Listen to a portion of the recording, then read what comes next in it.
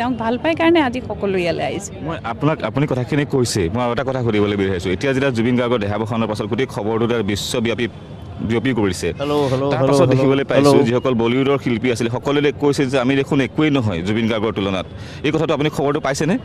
পাইছোঁ আৰু সদায় মৃত্যুৰ পিছতহে তেওঁৰ মানে কৰ্মৰাজি কেনেকুৱা মানুহে উপলব্ধি কৰে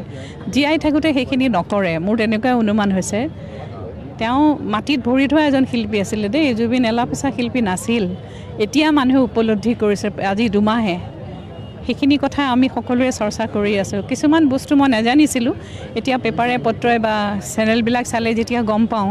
যে কেনেকুৱা ধৰণৰ কাম কৰিছিলে জুবিনে সেইকাৰণে গোটেই পৃথিৱীৰ মানুহে জুবিনক আজি সোঁৱৰিছে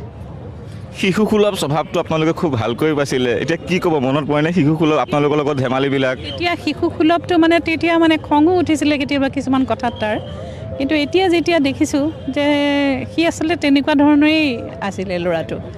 মই এটা গান গাইছিলোঁ তাৰ লগতে NK প্ৰডাকশ্যনৰ যেতিয়া হৈছিলে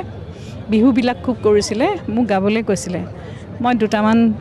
NK প্ৰডাকশ্যনৰ বিহুত তাৰ গাইছিলোঁ তাৰপিছত মই গোৱা নাছিলোঁ তেতিয়াও তাৰ সেই চঞ্চলামীখিনি মই দেখা পাইছিলোঁ এইটো বহুত সৰু তেতিয়া বহুত সৰু আৰু শিশুসুলভ মনটো তাৰ আছিলে সেইটোৱে একদম সঁচা কথা গানটো অকণমান গাব নেকি এই মুহূৰ্তত নাই আজি নাগাওঁ বেয়া নাপাব মই আপোনাৰ ওচৰলৈ আহিছোঁ কি ক'ব সেই শিশুসুলভ যুৱকজন আপোনালোকৰ মৰমৰ